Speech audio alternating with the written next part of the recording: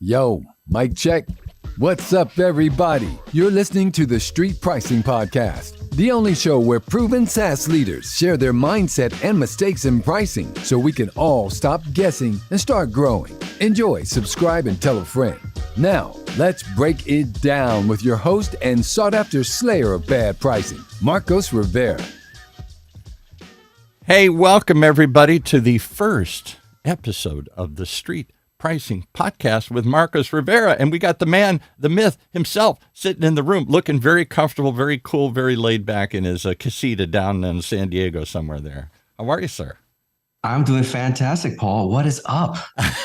That is the question everybody's going to ask when they hear this show. We're doing a hip-hop look at street pricing, at software as a service pricing. It's a very sophisticated, I don't think from meeting you, very well understood process that companies, whether it's big ones like Netflix or Microsoft Office or all these other people that no longer send you something, you subscribe to it and they give you a monthly subscription and you get this or that, and there's the kind of good, better, best program.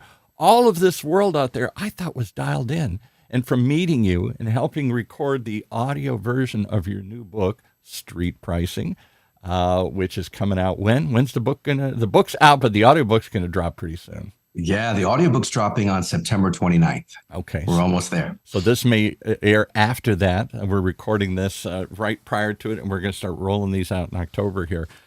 So I listened to you tell this story, and I'm amazed. I wanted the opportunity to capture this story for the audience so they have a sense of who you are, where you came from, and what the heck you're doing, not just with your book and this podcast, but with your whole life's work here on street pricing, on SaaS pricing here. So let's start with the craziest part of the story. Marcos Rivera, how did you get from the streets, the streets of New York, to the summit of the tech world? Take us through that. Where did you come from? Man, I would be lying to you if I told you it was all planned out. It wasn't, right? It just happened. So skinny kid in the Bronx, right? And I'm in the inner city neighborhood, right? You've heard the stories before. Single mom raising some kids in the Bronx. Not a lot of money. We struggled growing up. We were poor. What can you say, right? Right. The thing about it though is a lot of times the path is usually you either end up in a gang, you end up in jail, you end up dead. All those key things, right? But I didn't want to follow that path. I was the oldest of three. Okay, I am the oldest of three. So that means that. Right. I have two younger siblings looking up to me. Right. And I have to be the man of the house because dad's not around. So I took that responsibility pretty seriously. And that's where this sort of nature of taking care of others, of helping was just part of my upbringing. Right. But I'll tell you this, I have always loved tech. I love tech. I love figuring stuff out. That blinking 12 on the VCR, for those who even know what the heck a VCR is, right? Yeah, I remember. I was those little tinkerers, right? I like to dig in and what does this button do? What does that button do? So that was always in there from the get-go, right? And then you start infusing some of the hip hop piece, right? That's early in my years, all those that's songs. The beat that runs through the street as you're growing up. The whole time. And I was listening to a lot of the DJs that are up and coming. Now, in the 80s, the hip hop started really finding its voice. And so listen to it a lot. It really was an area that I thought it was a fun way to let loose, to listen, to jam, to bob your head, have a good time. Right. So you listen to those messages in those songs. You have this love of just naturally helping people. You really are into tech. So you see where the building blocks are coming in, right? Right. So fast forward, when I hit up in you're sampling, as they say, you're sampling different things and you're putting it together, right? You got it. I'm sampling from these different pieces. Fast forward, I'm getting further in my career. I've always been into business, entrepreneurism. I've been wanting to become a business owner since I was young. I would even, sell little things on the side to people just to try to understand the mechanics of money. Like, how does it actually work? Right. Went to college, majored in economics, psychology, management science, all the nerdy stuff, right? Like statistics. But you say that so casually. A kid from the streets growing up in a rather challenging environment. Let's put it nicely that way here. You saw something higher. the problem with so many kids in the street, as you could tell more than I could, because I didn't grow up in the streets. I grew up in nice, safe suburbia where everybody went to college. Few go to college. Few see that chance. Well, how did you see it when others missed it? How did you set your sights when others were just trying to survive the day? It really, there's a lot of introspection that happens, right? So for me, I'm a very natural introvert. Funny to say as we get into this, right? Yeah, right. But I love people. I love, learning. I love connecting. And so there's a lot of misunderstood things around introverts that we can launch a whole nother thing on, right? But what happens is I'm thinking through and I'm observing and watching, and I can see that the only way out of this cycle of poverty and this cycle of struggling is to get educated, get really good at something, and that something needs to add value somewhere. Right. And if you can do that, then you create a path for yourself. Right. And that's just putting two and two together, right? Just watching it over and over. People who are successful, people who are not. And I'm just kind of looking at the patterns. All right. And but not everybody sees that pattern. We had somebody on, we do a show with the Orange County Hispanic Chamber of Commerce. And they bring on these success stories here. These people who came over from another country with nothing, $1 in their pocket, escaping something horrible, gang fights and everything there. And they come over with nothing. And some of them in their family and friends, that's as far as they can see. They made it here. That's as far as the vision, that's as far up the hill as they can see. But you and others can see what's over that next hill. How do I get a little higher in this whole thing?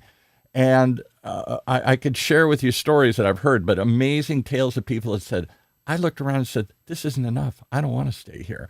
How do I get out of here? I'm not sure where to go or how to go. Was there a mentor in your life? Was there anybody that guided you? Because there wasn't a father around to say, follow me.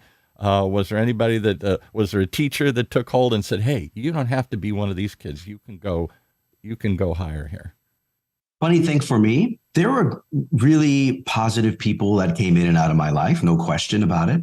But there's a sort of concept of locus of control, right? And when you think about, do things happen to me or do I make things happen? Like, do you fundamentally believe one way or the other? Right. And just growing up, I always thought, I just had this mindset that I make things happen, whether it's a drawing that I produced, whether it's the ability to sell, 25 candy bars to somebody who had no intention to buy them, which I did. Just all these things that I noticed. It happened because I sat down, I prepared, I focused, and I made it happen. And when you start seeing these small wins, small little things, going to the store, buying something, making something, it doesn't matter. But you start accumulating these small wins, Paul. And then you start believing in yourself like, well, gee, if I really hunker down, I can make something happen. Right. And if you don't pay attention to that, then you might miss it. Or if you believe that things just happen to you and you're, either a victim or a beneficiary, whatever it is, then it's going to be really hard for you to take those preparatory actions to get something going. And so for me, it's always been around, how do I make sure my brother is safe at school and not getting bullied? Right. To how do I help my mom with the groceries? To how do I sell this? To how do I beat this video game? I didn't care, whatever it was. I always focused on me preparing and making it happen. It's a mindset. So that sort of feels to me like the story of hip hop music. It started off in a world where people said, that's not music. We're not going to give everybody a record contract for that. And it came up from the street, and it was people who took control very early on. These weren't artists that got signed to big labels and the labels made them famous. They created these renegade startup companies. If there is no path, we're going to create a path. If there is no business model, we're going to create a business model. And you think of all the great hip hop companies that were born and all the superstars that the Jay-Z's of the world and all these people that came up from nothing. I mean, absolutely from nothing, from the street, and took that sound and packaged it to the world. Was that a motivator for you at all? Did you, because you were so into the hip hop world, did you see them doing it and say, maybe there is a path up here? It really connected with me, Paul. And so it's funny we're talking about this at the 50th anniversary of hip hop this year, right? Yeah, and how it's had such an influence in the growth trajectory of the genre. But when you listen to the music, a little bit deeper what I was listening to. And this is, again, young kid, growing up, not really know what my options were, and listening to these artists who also came up from very humble beginnings, who had struggling nothing. Yeah, right. And then seeing them now elevate, using their music as a platform, being able to do things they want to do, buy mama a house, buy myself a car, all these things. And I thought, man, so there is a path out, right? There are paths out. Right. And it just really helped motivate me and keep me focused. And they even, in the songs, if you listen closely, they even tell you how they did it and how they came out. And so there were areas of, glimmers of hope when I was listening to these songs as these artists were explaining their story out of the hood, out of poverty. Right. And it just, let me just sit there and observe an example, a fun, catchy example of a success story. So let's hit the fast forward button. You go to college. Where did you go to college? Somewhere out here? Or? I went to the University of California, San Diego. Okay. All right. Which is kind of in your hood now here, your neighborhood. And you came out here because what? Your grandmother was out here? Somebody else was out here? Yeah. So when I was young, my mother passed away, and it really was a big turning point in the life. So what do I do? Your single mom passes away. Talk about my single mom passes away. That was I mentioned this in the book as well. I open up about it. Like, she was my hero, and I was the sidekick, and I lost my hero. And it was a big moment for me to think, well, what do? Do you just crumble and, again, cry, give in, let anything happen, throw your hands up, right? Yeah. Or do you step up and say, no, I'm gonna do her proud. I'm gonna make sure my brother and sister, who are both younger than me, are taken care of, and I'm gonna make my life count. I'm gonna make it count. Right. So it's again, the mindset piece. No one sat there and told me to pick myself up and dust myself off. It was nobody to do that. You had to look at yourself. So somehow you came with your grandmother was out here for some reason. Yes. As your mother's back in New York and your grandmother's out here. Dad not really in the picture, right? So grandmother comes out, and she picks us up, takes care of us. And my dad, who wasn't in the picture, all of a sudden pops back in. This part is not in the book. He pops back in, and he wants to basically just take custody of me and everyone, especially me, so he can get, some of the funds, the insurance, and all that kind of fun stuff, right? And my grandma's like, I'm not having that. I'm not having that. They're coming with me. Right. Big court battle. Fast forward, she won, and then took us out of the Bronx and into San Diego, which whole nother level. What kind of a culture shock is that? Suddenly you're in a canyon of buildings, and suddenly you're in real canyons with open spaces and earthquakes and other sorts of crazy things here. The trees, Paul. The trees. There's so many trees. They're so open. I'm like, what is this? It's not like all these buildings everywhere, right? There's a very different vibe out here. Right. I had a really strong New York accent when I came over, so people would even kind of make fun of the way I talk. Yo, say coffee again. Say coffee. I was like, okay, great. But my, I adapt, and that's one of the things that, if I think about my personality, and an attribute that's helped me a lot along the way, is the ability to adapt. Right. And so I adapted, change even my accent. It still creeps out a little bit here and there, but I changed the accent out. I fit in quickly, and then was able to, excel in school. So the schools in New York a little bit ahead of some of the schools here in the West Coast. So when I came in, I placed already pretty high, was ready to, blast through all my classes, my grades, graduated pretty top, and then decided to go to school, stay here in San Diego. All right. So then you come out of school with a business degree in economics. I forgot what you said. Yep. The degree is actually called management science, which some people know what that is. It's kind of like economics on steroids, right? So you got your economics, your business basis, but you also have heavy like statistics and management operations and all these key things that require a lot of numbers and really healthy grip of mathematics, which I loved. I love math. If you ask me, write a paper or do a math test, I will do a math test all day long. Unbelievable, because writing the opposite. is my weak point. Math, figuring out stats and stuff. Well, we live in a world more so than when I was a kid. I'm considerably older than you are here. I got a few years ahead of you on this journey.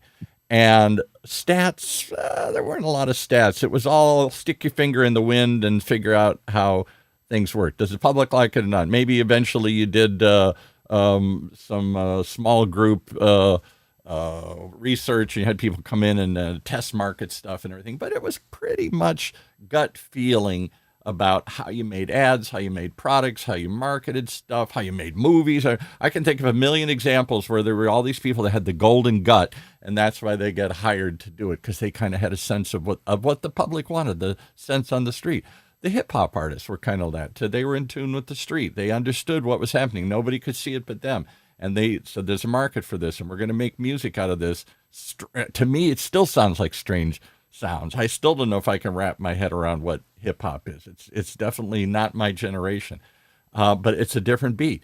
So the whole point is, somehow you fell in love with stats. And did you seek out a job where you could analyze statistics, where you could do this for a living? Fortunately for me, there were no shortage of jobs that really leaned on a strong statistic mathematical base, right? So I was in a finance department. I was a financial analyst, very natural move for me early in my career. So I was analyzing numbers and profit and loss statements and calculations. I was doing a lot of it. Got really good in Excel, and not anymore right now. My skills are rusty, but when I was in my day, I was creating all sorts of formulas and VLOOKUPs and things like that. So got really deep into it, but I started noticing something, because when I needed some additional data, I would go to these other groups, and this other group was a product management group. And I'm like, what do you guys do? And they go, oh, well, we're the ones who actually decide what the product is, and we create it. And at the bank, it's not it's a financial institution. It's not a technology company. And but there were integrations and technology and data going back and forth. Right. And here's where I really stepped my foot in. Okay. Because banks do view what they have as products now. My wife used to work in banking. It's not a checking account. It's a product now. They view themselves as creating products in the last 10, 20 years, not just creating accounts. That's exactly right. And so what I was really intrigued by this product group in the bank. I'm like, what are you building? Like, what is this stuff? And so I applied for a job there. They had an opening, and I stepped in, and they hired me. And the role was to build a product that was, get this, that was an exchange between our bank and other banks for auto loans. Okay, just for a second, right? If you ever had a mortgage and you paid your provider, and then all of a sudden you got a letter saying, hey, your mortgage got taken over by another company, now pay us. Right, very common. Think about that for auto loans, okay? And so what I had to do was create not just the integration and technology interchange back and forth, but I also had to create all the pricing.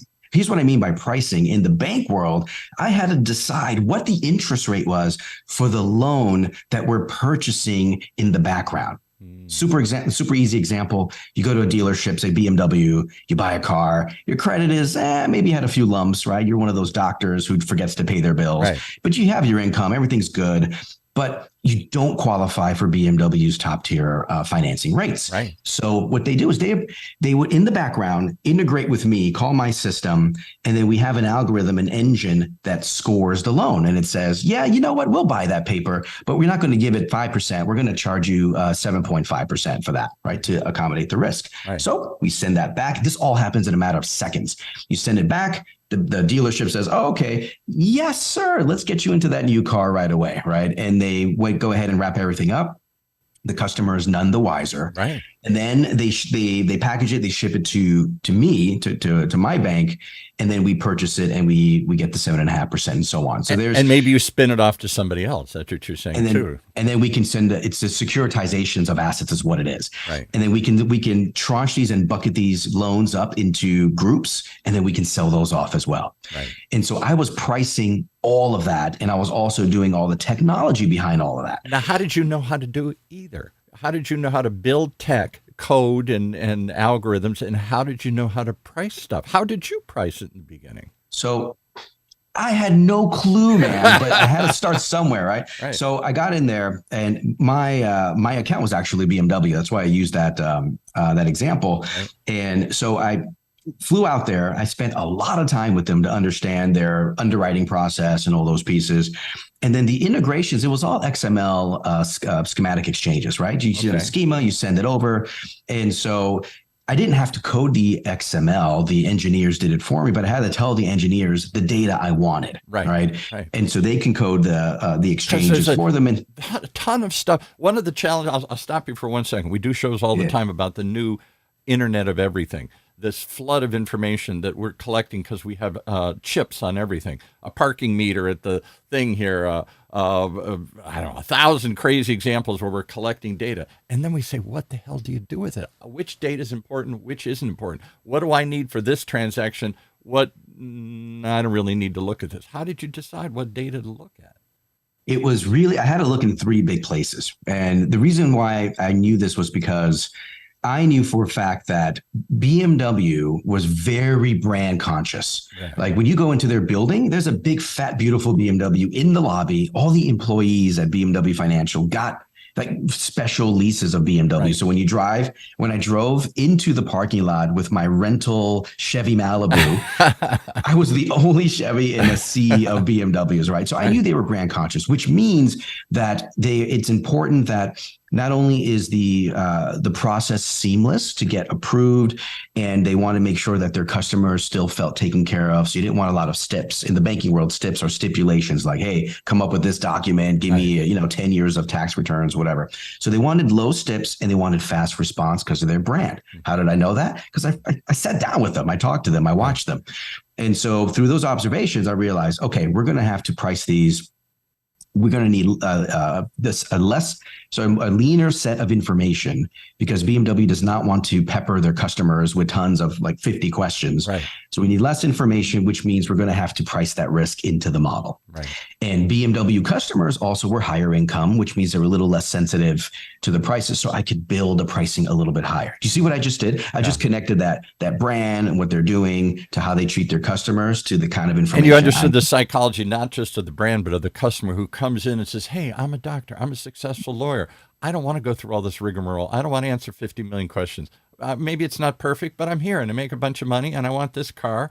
And I don't want a lot of hassle to do this. It's a very hassle-free environment. You go to a Lexus, a BMW, they give you coffee. It's a lot. It's not a Chevy dealership where they're lining you up in the thing and saying, I don't know, I need 47 more pieces of paper here because you're trying to qualify this low-cost car or something here. They won't do it. A BMW customer won't do it. So they'll put 20 grand down. They'll have a pretty, crappy score, but the value of the car, which holds pretty darn well, and their down payment gives you a nice set of equity that you can price in. So you see what's going on is you really have to watch for those components, those inputs, to really understand, okay, how am I going to price this on the other end so we can make our margins and keep the process flowing. So what I'm hearing is, whether you realize it or not, you're back to the street. You first had to go see the company. You had to touch the brand. Then you had to understand the psychology of the consumer of that brand before you could build in your pricing model. How much, let's see, can we bump this up to accommodate the risk? Yeah. And it wasn't just numbers about what's the value of the car and all these other things. You really got into the head of the consumer and the head of the brand. The brand has an image to itself, right? And I don't know that everybody takes the time to do that. Too much it's math and not too much the art. It's too science and not art.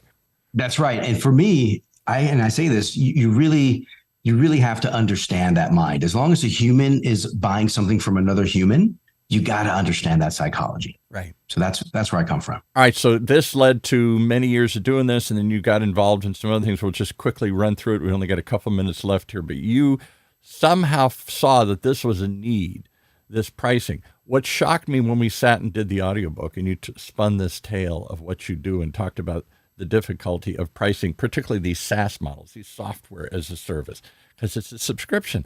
Will they pay $10? Will they pay $15? Do I do this? Do I do that? And you said, and I want to confirm this is true, that even at the highest levels of SaaS pricing, these major companies, a lot of it is just hit or miss. A lot of it is just guesswork. A lot of it is let's see what the market will bear. That was the big eye-opening moment for me. So fast forward in my career, right? I got the taste of building a product, and I really love building. So did a lot of that, did it at another tech company, did it across all sorts of technology. And then I joined a private equity firm that invests in technology. And they had like 60 companies in there. And I got to see all these different products and technology and pricing models. And I would always ask, hey, how'd you come up with that model? How'd you come up with that price? Right. And they would always say the same thing. Marcos, I guessed. We just we copied a competitor and added 10%. At this high level where they're guessing to see what it and they're guessing about something that determines the underlying value of the company. The underlying value of a SaaS company is how much your subscriptions are generating. It may not be the tool and dies that you've invested in. It may not be the intellectual property that you've acquired. It may not be other tangible physical assets. It may be the accumulation of your entire subscriber base. That is the value of your company. That is the value. And I thought for a second, like, hang on a second, 100% of your revenue depends on your pricing, and you guys are freaking guessing. Exactly.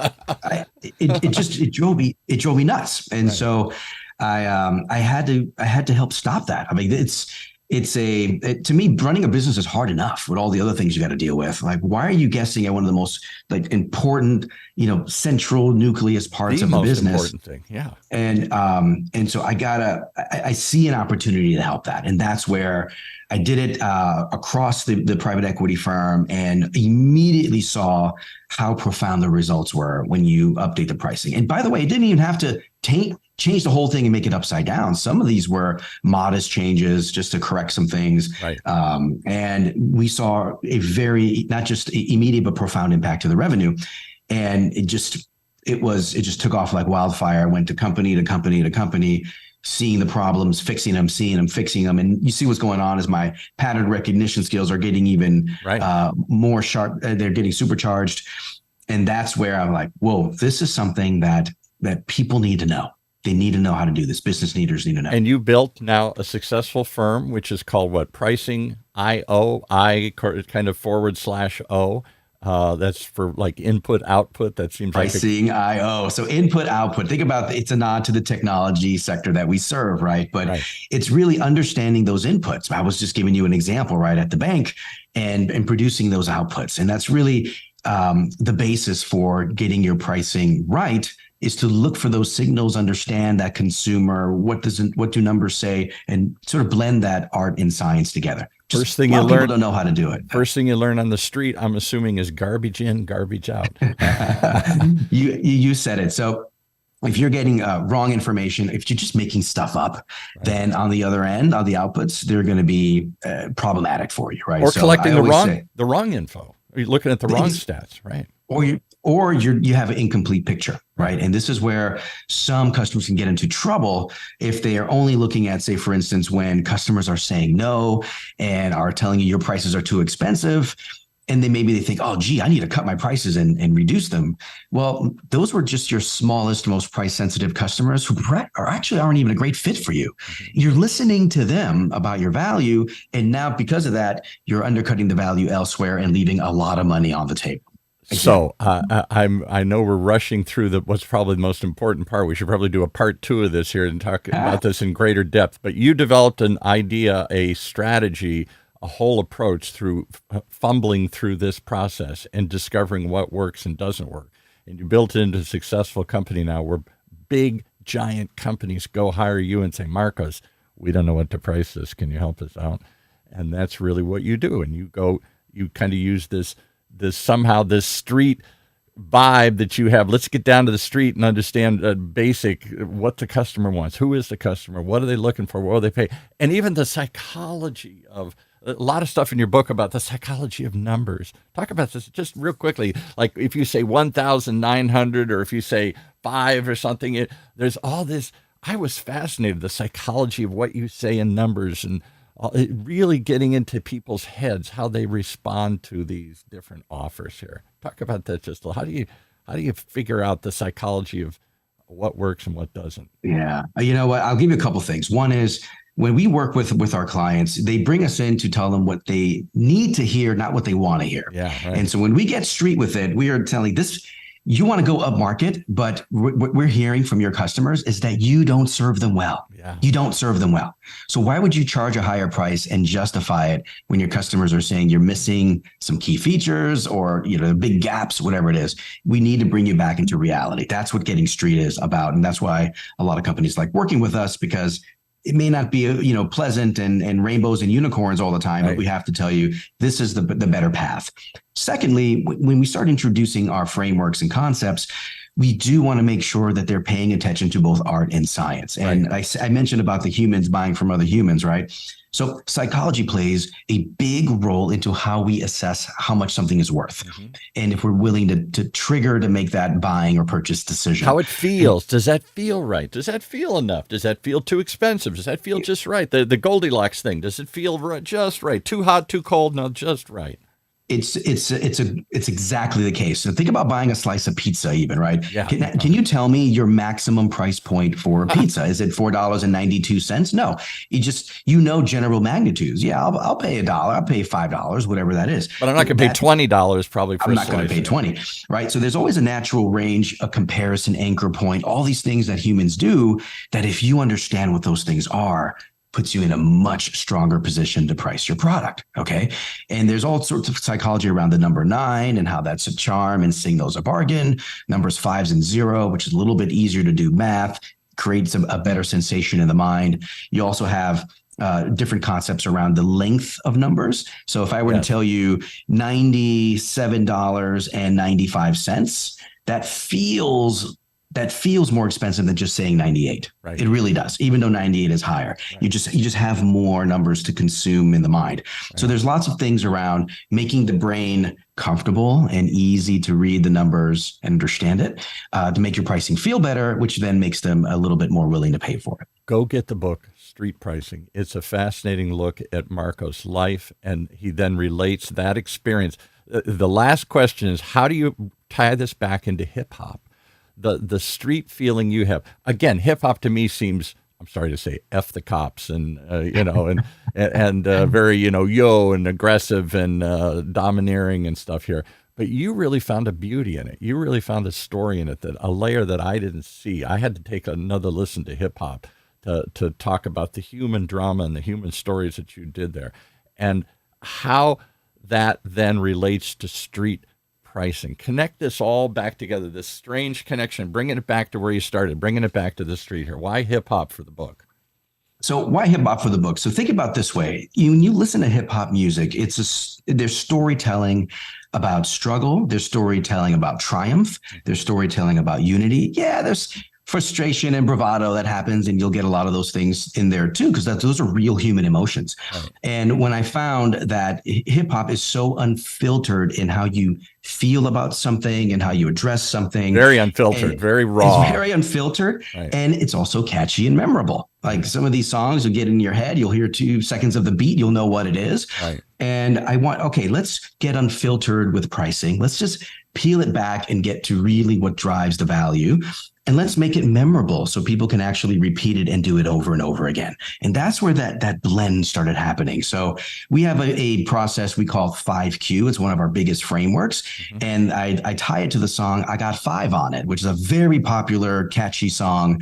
And I blend the message of the lyrics and the purpose of the framework in that chapter, in that track. So it really was taking messages and purpose and unifying them in a way that makes sense. So as we're doing the audiobook, I was fascinated by your story. I was fascinated by your insights into human psychology, the theories of numbers, and how people react to stuff, and how they judge themselves. That feels right. No, that doesn't feel right. And then relating it to what you still see as a beautiful musical form here that I guess I had dismissed as just kind of very not much depth to it, and real kind of just aggressive, cocky kind of world of hip hop music. You really opened my eyes to something. So I think if people really want a fascinating read, go get the book Street Pricing. It's out everywhere.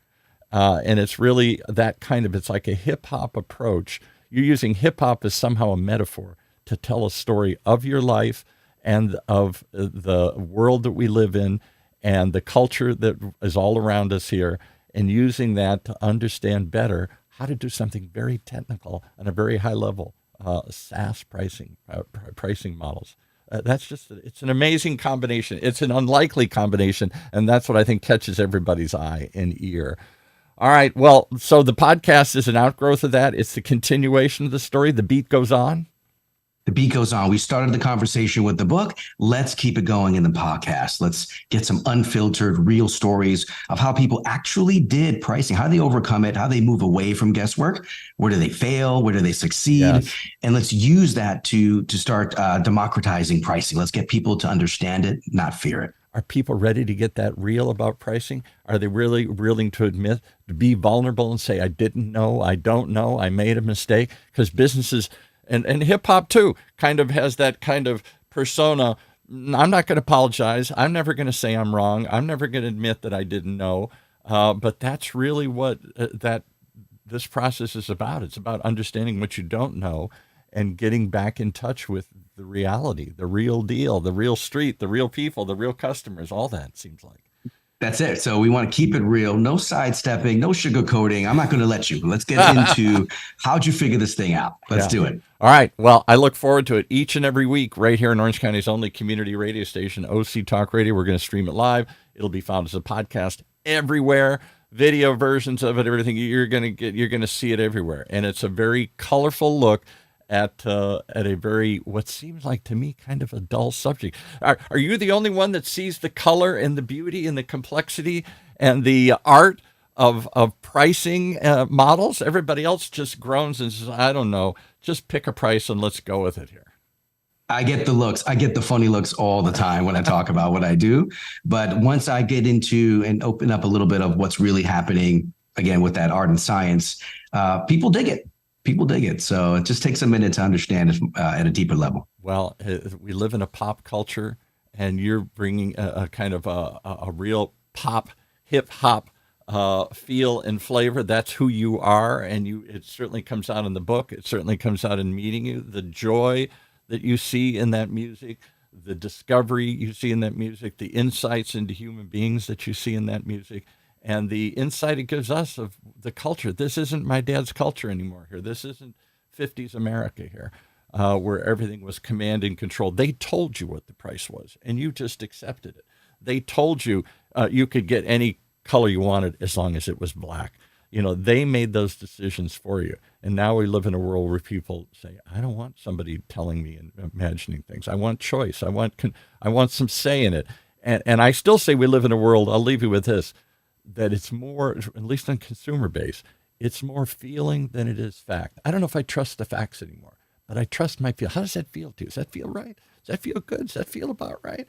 We're all living in a feeling world. So if that's the place we've at, then we've got to get in touch. And hip hop seems to be a very raw feeling kind of music. People are expressing their feelings in very raw, real ways, sometimes shockingly raw and real ways. But you see a beauty in that and an honesty in that I think you bring to your whole business here. I don't know. It connects, man. It'll surprise you, but it really connects. All right. Well, I connected with you in this story, and I'm thrilled that we're going to help produce this and put this together. Tell us real quickly who we're going to hear and what we're going to see. We've gone a little over here. Give us some examples of what's coming up in the future episodes here. Yeah. So we have, for instance, lined up a real good set of proven leaders in SaaS. So these are folks that actually have gone through and changed their pricing somehow.